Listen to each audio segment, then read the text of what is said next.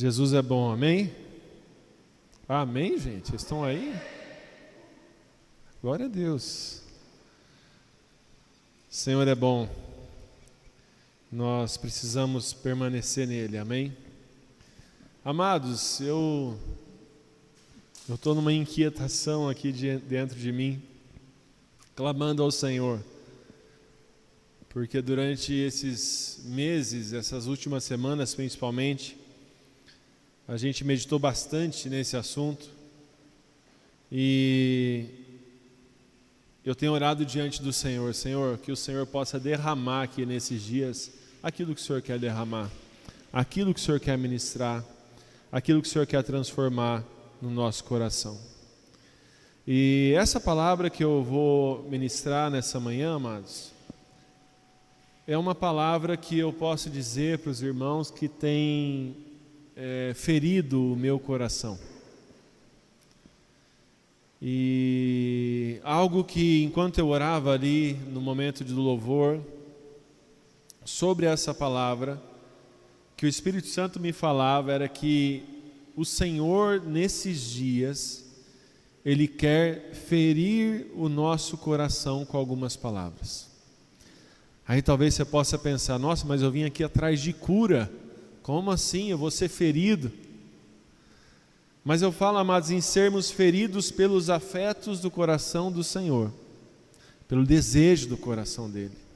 Há muitas feridas que o Senhor nos traz, não precisem abrir, mas em Salmo 132, Davi diz o seguinte, olha, eu não darei sono aos meus olhos, nem repouso às minhas pálpebras, até que eu encontre lugar para o Senhor, morada para o poderoso de Jacó. Davi tinha um incômodo dentro dele santo, Davi tinha uma ferida dentro dele, eu vou encontrar um lugar para o Senhor, o poderoso de Jacó. Jeremias tinha uma mensagem tão forte em seus lábios, e era uma mensagem de, vamos dizer assim, de juízo sobre Israel, sobre o povo de Deus. E era tão forte que ele diz, em Jeremias 29, ele diz o seguinte, mas se eu digo, não o mencionarei mais, nem mais falarei em seu nome, ele diz, é como se um fogo ardesse em meus ossos. É como se um fogo ardesse em meu coração, um fogo dentro de mim. Estou exausto tentando contê-lo, já não posso mais. E o Senhor, amados, nesses dias, Ele quer trazer no nosso coração os afetos que estão no coração dEle. Nós falamos sobre contemplação, e o Pai nos ensina sobre contemplação, em Mateus 3,17, vamos abrir lá.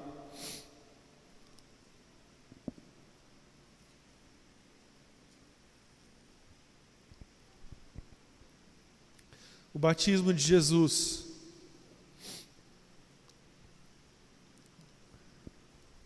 Jesus tinha sido batizado, saído da água. Diz a palavra que se abriram os céus e se viu o Espírito de Deus descendo como uma pomba e vindo sobre ele. No 17, eis que uma voz dos céus dizia, este é o meu Filho amado, em quem eu me comprazo.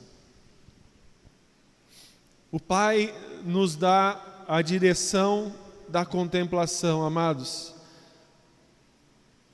O Pai nos mostra que nós devemos contemplar o seu Filho. Nós temos muitas graças quando nós começamos a caminhar com o Senhor.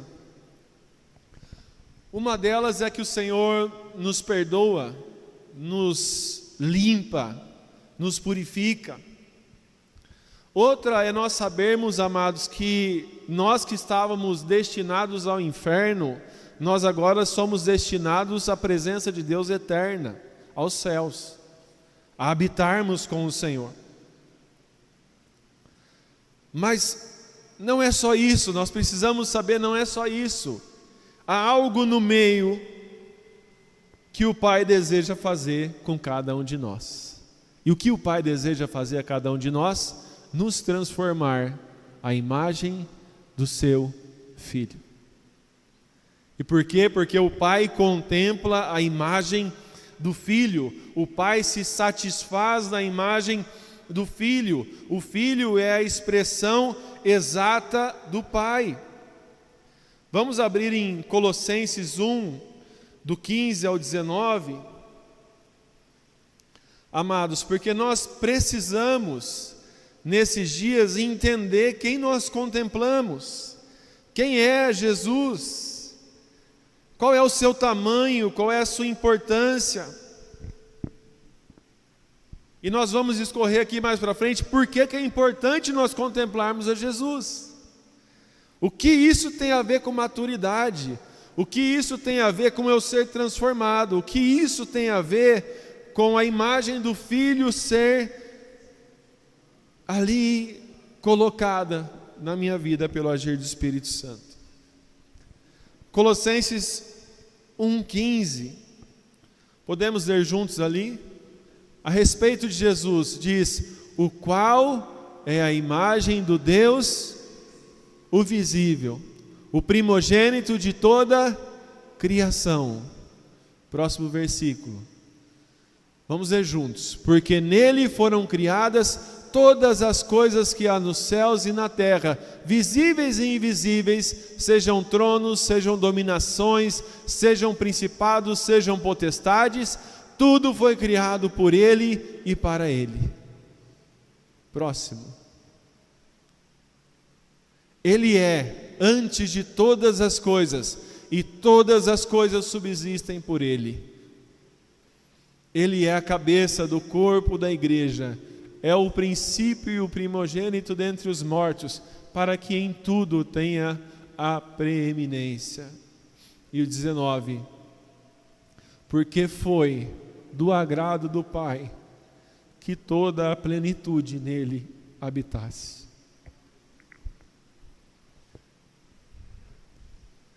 Existem dois tipos de pessoas no mundo: aquelas que são completamente apaixonadas por Jesus e aquelas que ainda não o conhecem. É impossível nós contemplarmos a Jesus e não ficarmos estarrecidos com a sua beleza. Algo interessante escrito no livro de Jeremias, onde o Senhor diz: porque dois males cometeram o meu povo, a mim me deixaram um manancial de águas vivas, e cavaram cisternas para si, cisternas rachadas, que não retêm água. Mas em Jeremias 2,12, o Senhor nos traz algo interessante. Ele diz: espantai-vos disto, ó céus, e horrorizai-vos, ficais estupefatos, diz o Senhor, porque dois males cometeu o meu povo. Isso é algo que espanta os céus. Quando um crente, quando um cristão não está conquistado por Jesus, é algo espantoso aos céus. Porque os céus declaram diante do trono de Jesus ininterruptamente: Santo, Santo, Santo é o Senhor. Hebreus 1, do 1 ao 7, a respeito do nosso amado Jesus. Aleluia, Senhor, glória ao teu nome, Senhor.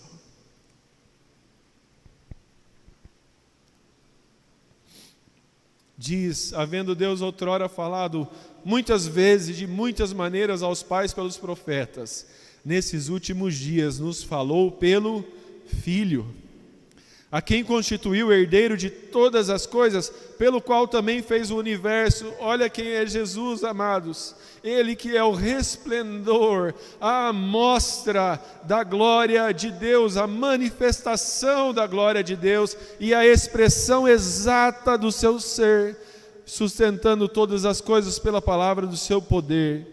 Depois de ter feito a purificação dos pecados, assentou-se à destra da majestade nas alturas, tendo se tornado tão superior aos anjos, porquanto herdou nome mais excelente do que eles. Hebreus 1:6 diz: e novamente ao introduzir o primogênito do mundo, diz: e todos os anjos o adorem. Nós lemos a palavra de cabo a rabo todas as vezes que a adoração é direcionada a homens ou a anjos. Existe uma exortação: não me adore, eu sou servo igual você. Mas a palavra, amados, nos mostra que nós somos criados para adorarmos o Filho de Deus, adorarmos a Jesus, louvarmos a Jesus, vivermos por Jesus, entendermos quem é Jesus. E Jesus, amados, Ele é essa imagem perfeita que nós temos, que é o desejo do coração de Deus. Desde quando? Não é desde quando Jesus veio encarnado até nós, mas desde a criação. Abra comigo em Gênesis 1:26, primeiro livro da Bíblia, primeiro capítulo, talvez um dos versículos que eu mais cite nas minhas ministrações, é porque ele me dá muita clareza do coração de Deus.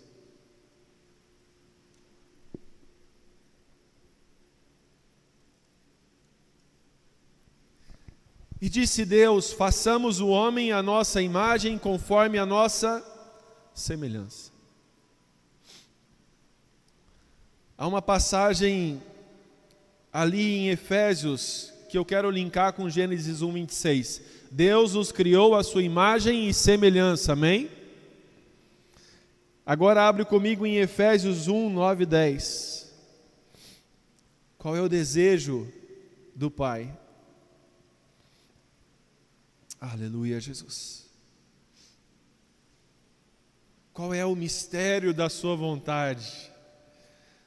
Qual é o seu beneplácito, o seu prazer? O que Ele deseja?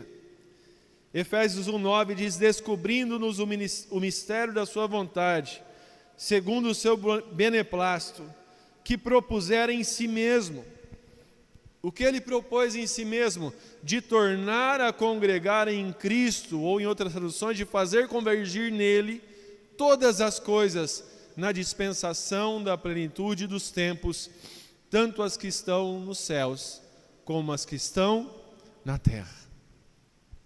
Qual é o desejo do Senhor? A restauração de Gênesis 1:26. Fomos criados à imagem e semelhança de Deus, e Ele está tornando a congregar em Cristo todas as coisas. Por que tornando a congregar? Porque elas já estavam em Cristo. Porque dele, por Ele, para Ele são todas as coisas. Ele é eterno. Ele é a imagem do Deus vivo. Amém? Ele é o Verbo que se fez carne, que estava no princípio com Deus. Ele é o Verbo que se fez carne e habitou entre nós, e vimos a sua glória. Glória como a de quem? Glória como a do unigênito do Pai, cheio de graça e de verdade. Amados, falar sobre maturidade, muitas vezes a gente pode pensar que eu me tornar em alguém maduro, eu vou me tornar em alguém maduro, eu vou agora amadurecer. Talvez a gente possa pensar isso como um estereótipo externo. Então agora eu não vou usar mais um tênis, eu vou usar bota.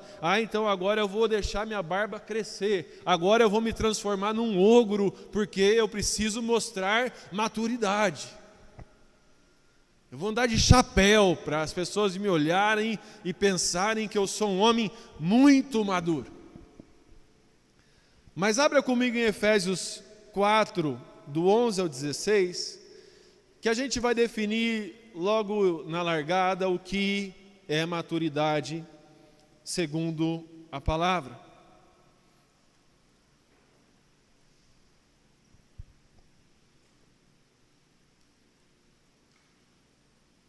Aleluia, Senhor. Quem achou diz amém. Aleluia, vocês estão bons, hein? E sem celular, hein?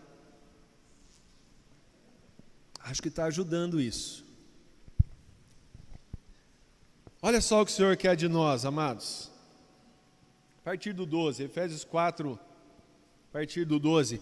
Querendo o aperfeiçoamento dos santos para a obra do ministério, para a edificação do corpo de Cristo.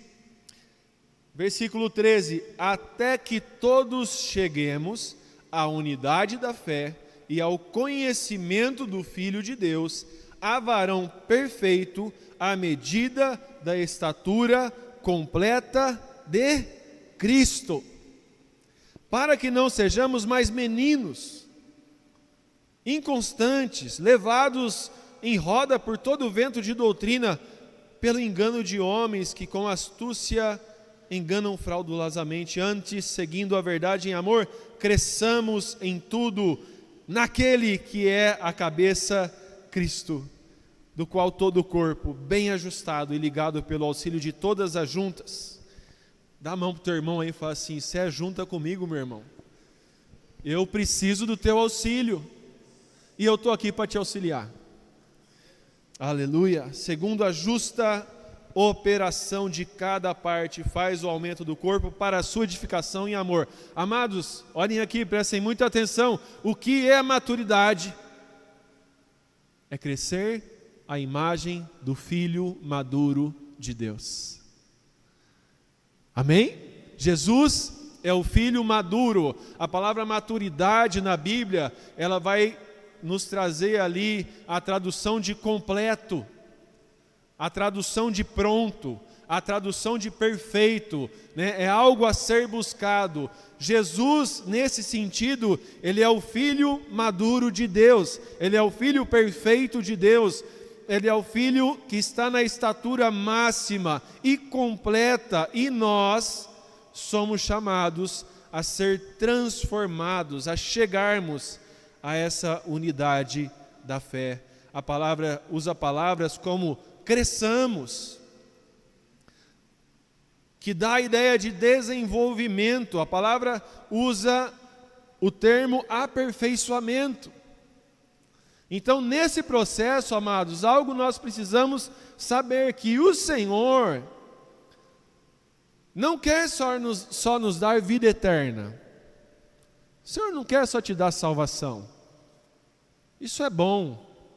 Poxa vida, a gente não estava em paz com Deus, mas agora estamos.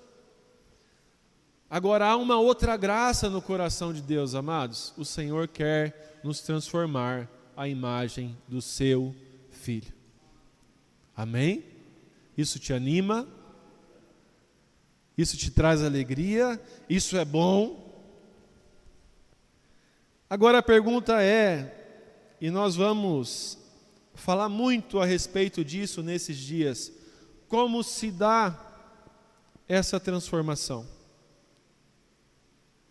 Como ocorre o fato de Deus ter pego ali o Léo, o salvado, o perdoado, o justificado, e agora Deus vai transformar o Léo, que é um jovem maduro, mas que quando comparamos com a estatura de Cristo, né, até o apóstolo Paulo vai dizer: não o julgo tê-lo alcançado. Amém? Ninguém de nós aqui, amados, está hiper, master, super maduro, completo. Mas nós estamos caminhando. Mas como que Deus vai transformar o Léo, que tem muitas coisas na vida dele, provavelmente quando ele veio para o Senhor, que não eram parecidas com Jesus? Como que o Senhor vai fazer isso, transformar o Léo em alguém santo, santificado, ali, alguém que manifesta ao mundo o caráter de Jesus? O que a gente precisa saber, amados? A nossa transformação não se dá apenas por informação. Então agora o Léo vai ter que saber todas as coisas que ele vai ter que fazer para ser semelhante a Jesus. É bênção a informação, é bênção nós lermos a palavra, mas o nosso Deus não age apenas por informação, Ele age por revelação. Amém? Repita comigo: revelação. O Senhor revela a sua vontade a nós. Paulo diz que ele prosseguia para conquistar aquilo pelo qual ele foi conquistado. Ou seja, não era um exercício simplesmente disciplinar de Paulo. Não, agora eu tenho que ser assim, porque me falaram que eu tenho que ser assim. Não, amados, é algo que o Espírito Santo vai nos conquistando, ele vai trabalhando, ele vai revelando Jesus, ele vai mostrando o Filho de Deus para nós, e daqui a pouco a gente não quer outra coisa senão manifestar aquilo que nós estamos contemplando em Jesus. Amém? Amém, amados? Segundo ponto, foi falado aqui sobre fome e sede. Moisés trouxe uma palavra de Deus aqui: o banquete está servido. E eu quero dizer a vocês, amados, todos os momentos que nós estivermos juntos aqui nesse encontro serão momentos de banquete. Amém? Todos os momentos que nós estivermos louvando o Filho de Deus serão momentos de banquete, serão momentos da mesa ali estar posta diante de nós. E o Senhor nos fez para isso. O Senhor nos fez para ter fome, o Senhor nos fez para ter sede. Pega uma criança recém-nascida, quem teve filho pequeno aqui sabe do que eu estou falando. O que uma criança com fome faz para comer, para beber, para tomar o leite? Ela tem fome. E por que ela tem fome? Porque o Senhor nos criou para ter fome.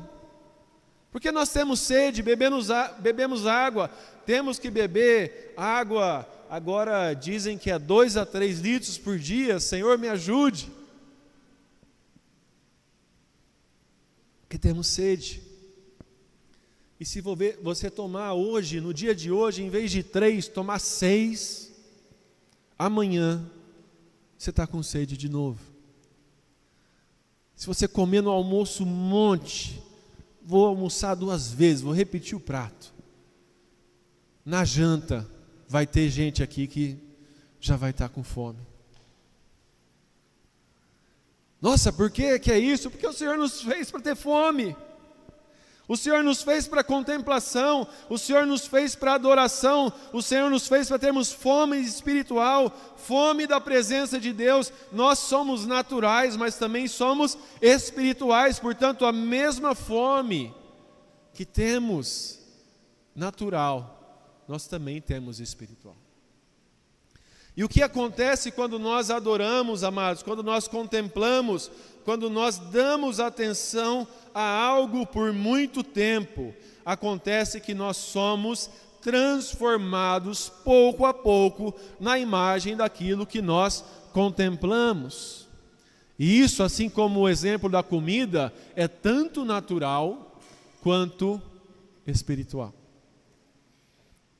Pensa comigo o que acontece com um adolescente, por exemplo, quando ele começa a andar com uma turma de skatistas. Não que seja problema, tá? Andar com turma de skatistas, sei lá, andar de skate em si não é pecado. Mas o que acontece com esse jovem, se ele está ali há 2 anos andando com a mesma turma, frequentando os mesmos ambientes, ouvindo as mesmas conversas? Quando vocês imaginam esse adolescente, dali 2 anos, vocês estão imaginando esse adolescente vestido de skatista, sim ou não? Sim. Com skate na mão? Sim. Talvez com um tênisão mais debochado?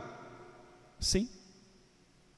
Quando nós vemos um adolescente ou um jovem ali dando atenção a um time de futebol, a um jogador de futebol, a um ídolo dessa geração, o que ele vai se transformar com o tempo? Qual vai ser o seu desejo?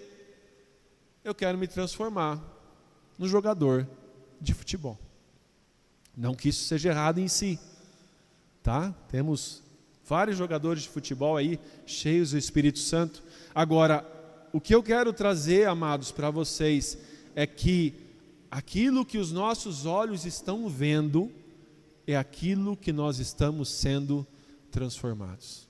Isso desde quando o homem é homem.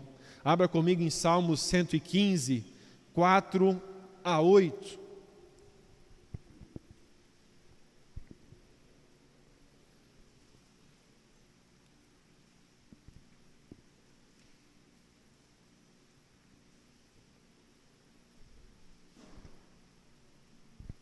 Olha que interessante. Olha o que diz: prata e ouro são os ídolos deles, obras das mãos de homens.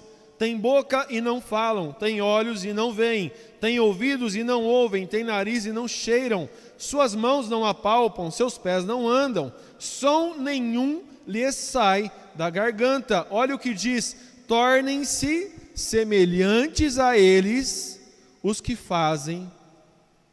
os fazem e quantos neles confiam. Em 2 Reis 17:15, quando existe uma exortação ali a respeito de idolatria, dizem o seguinte: rejeitaram os estatutos e a aliança que fizeram com seus pais, como também suas advertências com que protestara contra eles. Seguiram os ídolos e se tornaram inúteis ou vãos. Relaciona um texto com o outro.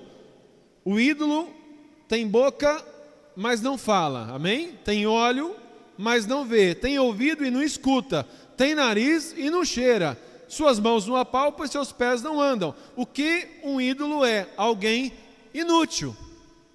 Alguém vão. Alguém que não faz diferença. E olha só o que acontece com quem adora esses ídolos. Bingo! Se tornam semelhantes a eles. Nossa, André, quer dizer então que esse negócio de adoração não é só em relação a Jesus, que se nós adorarmos a Jesus, nós vamos ser transformados à imagem dele. Quer dizer que aquilo que eu adorar, eu vou ser transformado à imagem? Sim. É isso mesmo. Nós somos transformados à imagem daqueles a quem nós damos atenção, a quem nós vemos, a quem nós andamos. É muito interessante quando alguém vai para uma cidade lá do norte, do nordeste, do Arapiraca, e às vezes passa lá anos. Como que o irmão volta falando?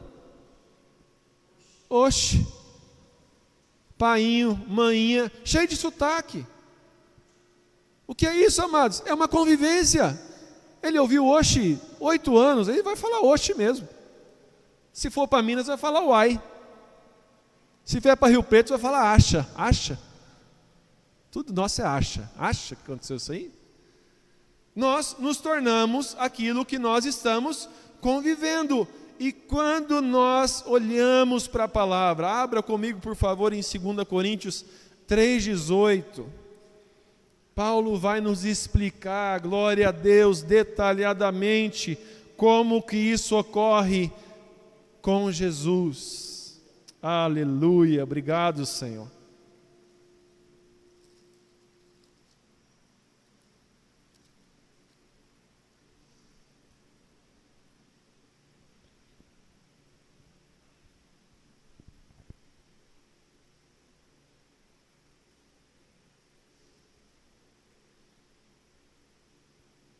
Aleluia. Explicando o contexto, Paulo vem falando aqui a respeito da comparação do ministério da lei com o ministério da graça. E ele fala a respeito de Moisés, que ao descer ali do monte, desce com o rosto brilhando, e esse rosto ele vai desvanecendo o brilho, portanto Moisés tampa esse rosto, para as pessoas não olharem ali o brilho se desvanecendo. No 17 ele diz: ora, o Senhor é Espírito, e onde está o Espírito do Senhor, ali a liberdade. E no 18 ele diz, olha só o processo explicado: mas todos nós, com a cara descoberta, ou seja, com sinceridade, sem cera, sem disfarces, sem máscaras, sem algo tampando o rosto, refletindo como por espelho a glória do Senhor, somos transformados de glória em glória na mesma imagem como pelo Espírito do Senhor. Em algumas traduções está refletindo, em outras traduções está contemplando. Quem está contemplando aqui? Em qual tradução? E refletindo. Amém. Qual está certa? As duas. As duas. A palavra vou falar aqui uma palavra, não é um palavrão, tá? Mas é uma palavra esquisita, é do grego katoptrizomai. E qual é a ideia aqui, amados? Qual é a ideia que Paulo quer trazer para a gente? Nós agora, diante do Senhor, estamos, de certa forma, despidos de toda e qualquer disfarce, de toda e qualquer máscara, de toda e qualquer desculpa, de toda e qualquer justificativa. Nós estamos livres diante do Senhor. E nós estamos numa vida onde nós estamos contemplando como que por um espelho a glória do Senhor. E esse contemplar, imaginem comigo que eu tenho aqui na minha frente um espelho. Só que quando eu olho por esse espelho, a imagem que eu contemplo no espelho não é a minha imagem. Qual é a imagem que está lá do outro lado? Cristo. Amém? O que nós fazemos diante do espelho? Vamos imaginar que a gente acorda com o cabelo tudo despenteado, com o olho tudo remelado, tudo feio. E o que a gente faz diante do espelho? A gente se adequa. Opa, meu cabelo está para cá, eu quero pôr ele para cá. Você ajeitou, ficou legal. A imagem que você imaginou antes, você está vendo no espelho. Estou com o olho sujo, vou limpar, jogo água, seco, opa, já estou melhor do que eu estava. O espelho é um objeto, amados, de ajuste. Amém? E é importante, viu, jovens? A gente está sempre ajustando as coisas ali na frente do espelho. Fica a dica. Nós somos a noiva de Cristo, amém? Jesus quer uma noiva bonita, amém? Ataviada. É importante. Porém, espiritualmente falando, Paulo está nos dizendo, olha, vocês estão contemplando como por um espelho a glória do Senhor. Quem é a glória do Senhor? É Jesus, Ele é a expressão exata de Deus, mas ao mesmo tempo que estão contemplando, vocês também estão refletindo a mesma imagem que estão contemplando. É como que se nós estivéssemos diante de um espelho e Jesus estivesse do outro lado.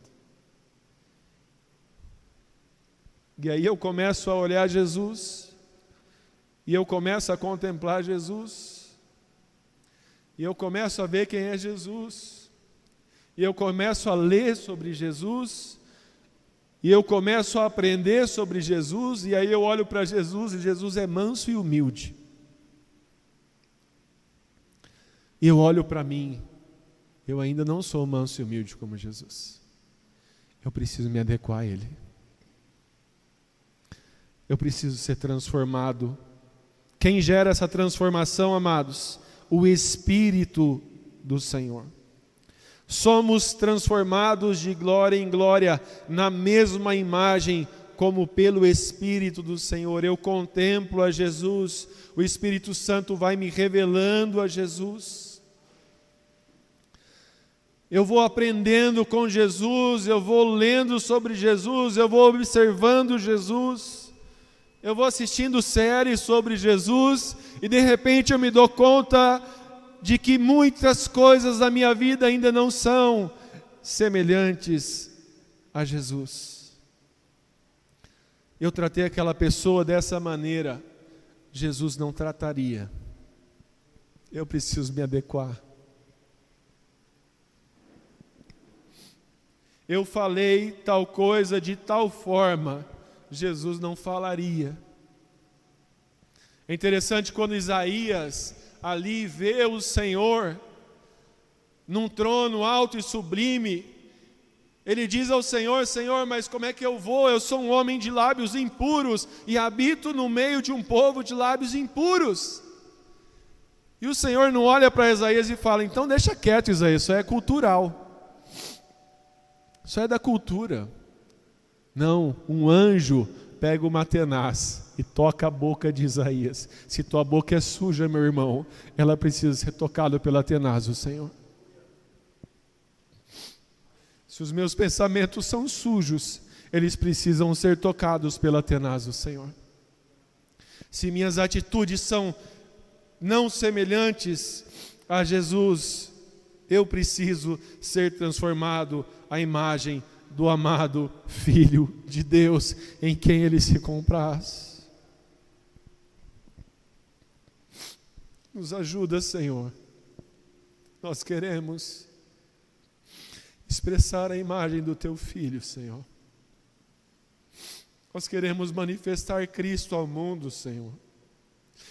Nós queremos manifestar a glória do unigênito de Deus, como diz a Tua palavra, assim brilhe a vossa luz diante dos homens, para que vejam as vossas boas obras e glorifiquem ao Senhor que está nos céus. Senhor, por nós mesmos nós não brilhamos, Senhor. Nós precisamos ser transformados à imagem do Seu Filho. Marcos 3,14, talvez uma das passagens que eu mais leio também. Olha que interessante a ordem dos fatores. Eu sei que em matemática às vezes a ordem dos fatores não altera o produto, mas nesse ponto a ordem dos fatores é muito importante ser respeitada. O que Jesus chama os seus discípulos. Marcos 3,14, nomeou 12 para que primeiro estivessem com Ele. Amém? Depois, e os enviasse a pregar. Qual era a primeira tarefa, amados, dos apóstolos chamados por Jesus? Olhar o que Jesus fazia. Ver a Jesus, contemplar a Jesus, entender com quem eles estavam andando, entender que aquele que estava os discipulando não era, vou dizer aqui, um simples profeta, não era alguém como Isaías, apesar de toda a graça que Deus deu a Isaías, não era alguém como Moisés, não era alguém como Davi, era alguém superior aos homens e aos anjos. Portanto, era necessário que esses amados apóstolos, antes de saírem pelo mundo, expulsando demônios, curando enfermos, pregando o evangelho, tivessem um tempo, amados, de contemplação,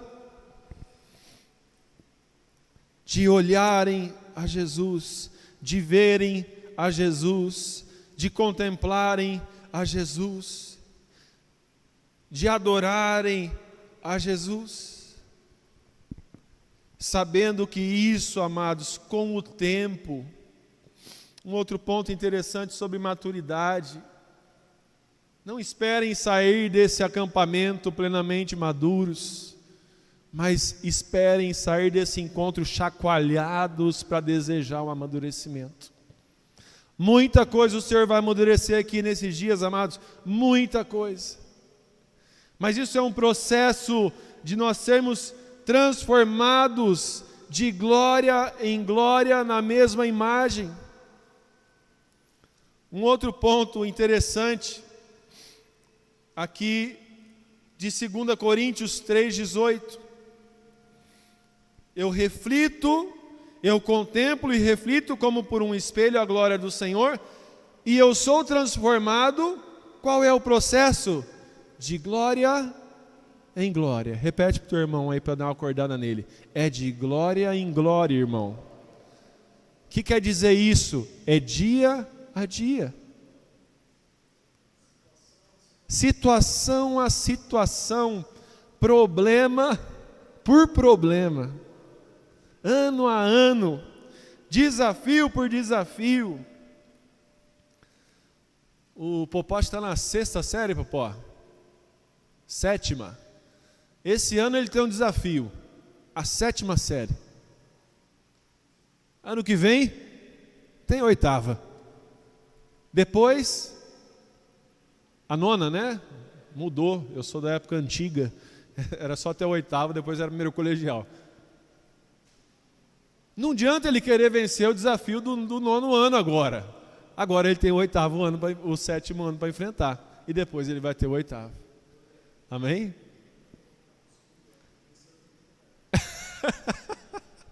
A Ana quer voltar para o 2º ano. Ela diz que o 3º tem muita tarefa. Algo extremamente natural, viu, Dani? De uma criança. Natural. A gente quer molezinha, gente. Amados, nós precisamos ter isso muito claro. Que o amadurecimento, ele não é fruto, prestem atenção, ele não é fruto de simplesmente eu saber regras. É assim, faz isso, acorda tal hora. Amadurecimento por regras transforma você num religioso chato. Desculpa rasgar o meu coração aqui com vocês. Amadurecimento por eu só saber o que eu vou fazer, então eu me esforço para fazer, e aí talvez eu consiga aí um desempenho bom, dependendo do quanto eu tenho facilidade com isso ou não. Isso transforma as pessoas em religiosos, em pessoas chatas, difíceis de se conviver. Amadurecimento, amados, segundo a ótica do Senhor, ele se dá nesse processo aonde eu escolho passar tempo com o Senhor Jesus. Nós vamos falar muito nesses dias aqui a respeito de decisões. Decisões. E por que é importante decisão? Porque se eu não decidir, se eu não compreender que eu preciso amadurecer, amados, você vai ficar um velho imaturo. Amém? E pode pensar aí nas pessoas de mais idade que você conhece. Muito provavelmente, você conhece pessoas de idade que são imaturas. Não amadureceram. Agora, usando a sabedoria, se eu sei que amadurecer está ligado a passar tempo com Jesus, eu preciso decidir passar tempo com Jesus para amadurecer. Amém? Amém, amados? É algo básico, claro aqui. Eu sei que eu preciso amadurecer. Uma informação. Eu sei que é na contemplação que eu sou transformado ali na presença de Jesus, na imagem de Jesus. Eu junto as duas informações. Então eu preciso decidir passar tempo na presença de Jesus para que o Senhor me amadureça. E aí eu quero trazer 3 formas para finalizar que nós podemos decidir passar mais tempo com Jesus. Abra comigo João 5,39.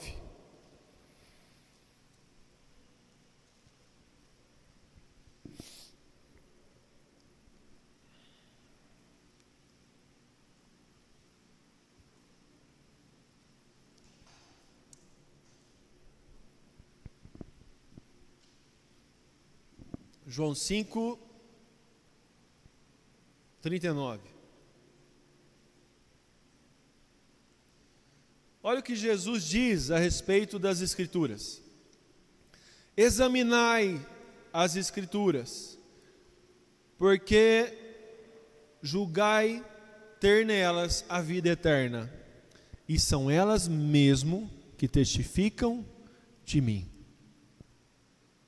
Primeiro convite que eu quero te fazer aqui nessa manhã: decida passar mais tempo com a palavra do Senhor. Amém? Decida passar mais tempo. Decida passar mais tempo com a Bíblia. Decida ter uma Bíblia que talvez vai ser difícil você conseguir segurar ela, porque ela está soltando. E eu quero dizer para vocês uma coisa, amados: não tem problema vocês terem uma Bíblia soltando, caindo aos pedaços. Que uma vez eu ouvi uma frase: uma Bíblia caindo aos pedaços geralmente é de um crente que não está. Amém? Se a tua Bíblia está caindo aos pedaços, você não está. Mas se a tua Bíblia está muito novinha, está muito limpinha, folha colada, irmão, é possível que você seja um crente caindo aos pedaços. Amém? Jesus diz o quê?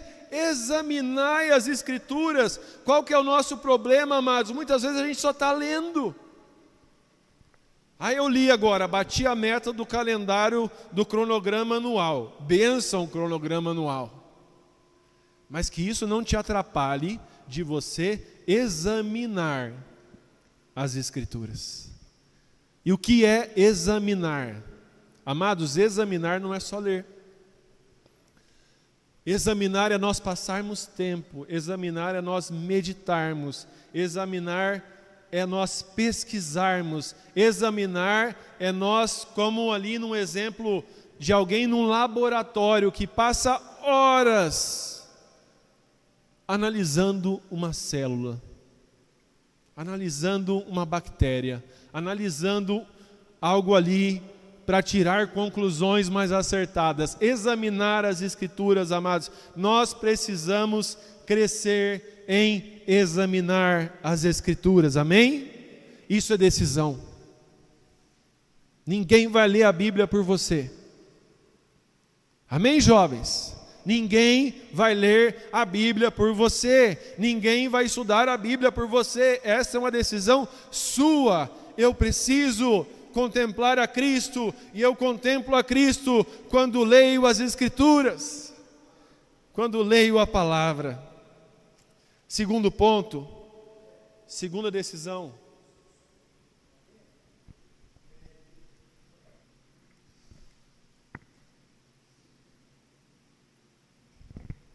só uma coisa que me veio forte aqui. Nós pais, nós temos uma responsabilidade de ensinar a palavra de Deus aos filhos. Mas o que o André está dizendo aqui não é no sentido de que não vai acontecer isso, acho que todos entenderam. É que Deus quer falar com você de uma forma tão particular como filho, que aquilo que o teu pai está entregando é o que ele recebeu como filho. Aquilo que a tua mãe está te entregando é aquilo que ela recebeu como filho de Deus. Mas Deus, ele quer ter esse contato direto com você como filho. Então aquilo que você recebe do pai, da tua mãe, tomara que você receba, e receba cada vez mais, é uma parte, mas isso não basta. Você precisa ter uma fome de ouvir do teu Pai Celestial aquilo que Ele quer falar no particular. Tanto que, mesmo quando alguém não tem o pai e a mãe convertido, ele não deixa de receber da parte de Deus, porque o próprio Deus revela a você no particular. Só isso que eu queria acrescentar. Amém. Aleluia. Robertinho disse: para que ele não seja mais o Deus dos meus pais. Amém? O Deus de Abraão precisou ser o Deus de Isaac, precisou ser o Deus de Jacó. Nós precisamos, amados. Deus não tem netos. Amém? Deus só tem filhos. Glória a Deus. Tempo com a palavra. Segundo ponto, tempo com o Espírito Santo. João 14, 26. ministério do Espírito Santo, revelar a Jesus. Somos transformados como pelo Espírito de Deus na mesma imagem. Mas aquele Consolador, o Espírito Santo, que o Pai enviará em meu nome, ele vos ensinará o quê? Todas as coisas, e vos fará lembrar do quê? De tudo quanto vos tenho dito. Quer se apaixonar cada vez mais por Jesus? Quem deseja aqui? Anda com o Espírito Santo. O Espírito Santo revela quem é Jesus para nós. João 16, uma página para frente. João 16, 13 e 14. Jesus diz de novo: mas quando vier aquele Espírito da verdade, olha o ministério do Espírito Santo, ele vos guiará em toda a verdade, porque não falará de si mesmo. O Espírito Santo só tem um assunto, amados, é Jesus. Mas dirá tudo o que tiver ouvido e vos anunciará o que há de vir. Olha o que ele diz: ele me glorificará, porque há de receber do que é meu e vou-lo-á de anunciar. Amados, nós tivemos um momento aqui de louvor, de adoração.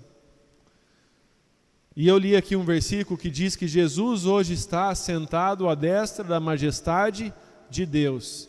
Então, para efeito geográfico, agora, Jesus está no seu trono, o Pai também. Quem está conosco é o Espírito Santo. Quem nos revela Jesus é o Espírito Santo. Quem nos convence do pecado, da justiça, do juízo é o Espírito Santo. Quem glorifica Jesus é o Espírito Santo. O que eu preciso fazer? Passar tempo com o Espírito Santo. Passar tempo com o Senhor. Passar tempo em oração. Passar tempo em contemplação. Passar tempo louvando a Jesus. Passar tempo ouvindo um louvor, ouvindo um CD, mas não ouvindo porque a música é legal, mas me colocando ali em adoração ao Senhor enquanto escuto.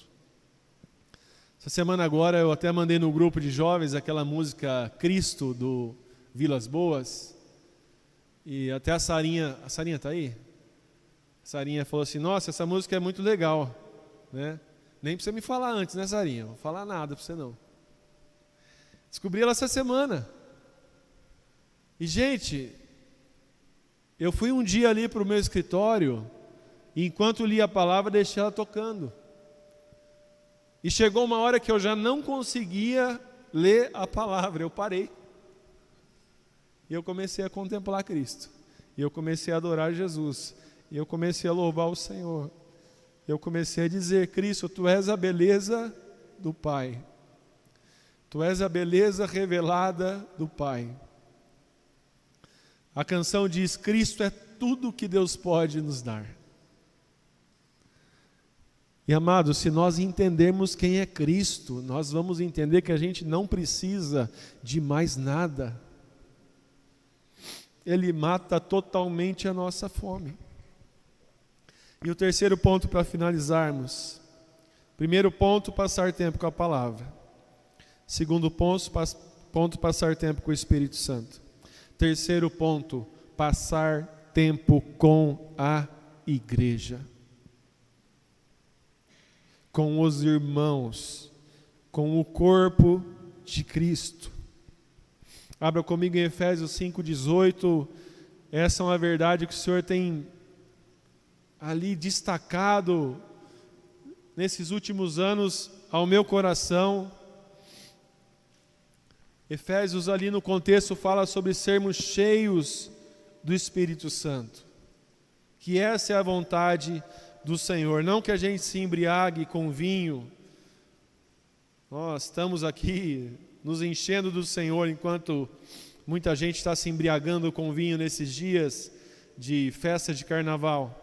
Mas nós devemos nos encher do Espírito. Agora olha o que diz o versículo 19. Como nós nos enchemos do Espírito? Falando entre vós com salmos, hinos e cânticos espirituais, cantando e salmodiando ao Senhor no vosso coração. Tudo no plural, dando sempre graças a Deus por tudo, a nosso Deus e Pai, em nome do Senhor Jesus Cristo. Amados, deixa eu tentar te passar essa revelação, essa bênção que o Senhor tem colocado no meu coração. Existe uma esfera, existe uma parte de Deus, existe uma parte de Cristo, existe uma parte daquilo que o Senhor quer te entregar, que o Senhor não vai te entregar enquanto você lê a Bíblia, que o Senhor não vai te entregar enquanto você passa tempo com o Espírito Santo, mas o Senhor vai te entregar quando você estiver junto do corpo de Cristo. Amém? Existe uma parte daquilo que o Senhor quer te entregar, que Ele vai te entregar na comunhão do corpo, nas orações, nos salmos, nas amizades que temos, nos cânticos espirituais, cantando e salmodiando ao Senhor. Existe uma parcela da graça de Deus, amados, que vai ser derramada sobre nós quando nós estamos juntos como igreja. Isso é precioso. Olha, amados, quando eu comecei a compreender isso, eu falei, Senhor, é precioso. Porque eu quero mais de Cristo. Então, se mais de Cristo é com os meus irmãos, eu vou lá ver Cristo neles. Eu vou lá ver Jesus na igreja. Eu vou lá ver Jesus nos meus irmãos. Eu vou lá ver o amor de Jesus, a graça de Jesus. Eu vou contemplar o que Jesus está fazendo nos meus irmãos. Eu vou contemplar o que Jesus está fazendo na vida do Daniel. Eu vou contemplar o que Jesus está fazendo na vida do Robertinho. Eu vou olhar e ver, meu Deus, olha só, ele está sendo transformado. E a imagem que ele está mostrando agora é a imagem de Cristo. Então eu preciso, amados, contemplar a Cristo na face do meu irmão. Amém? Passar tempo com a palavra, passar tempo com o Espírito Santo, passar tempo com o corpo de Cristo, com a igreja. Amém? Amadurecer é uma decisão, e toda decisão deve ser tomada com sabedoria. Portanto, decidir amadurecer é decidir passar tempo com Jesus. Eu quero que você seja ferido por essa palavra nessa manhã. Eu quero que você saia daqui com uma decisão. Eu não sei o que eu vou fazer, eu não sei o que você vai fazer, mas eu vou passar mais tempo com o amado da minha alma.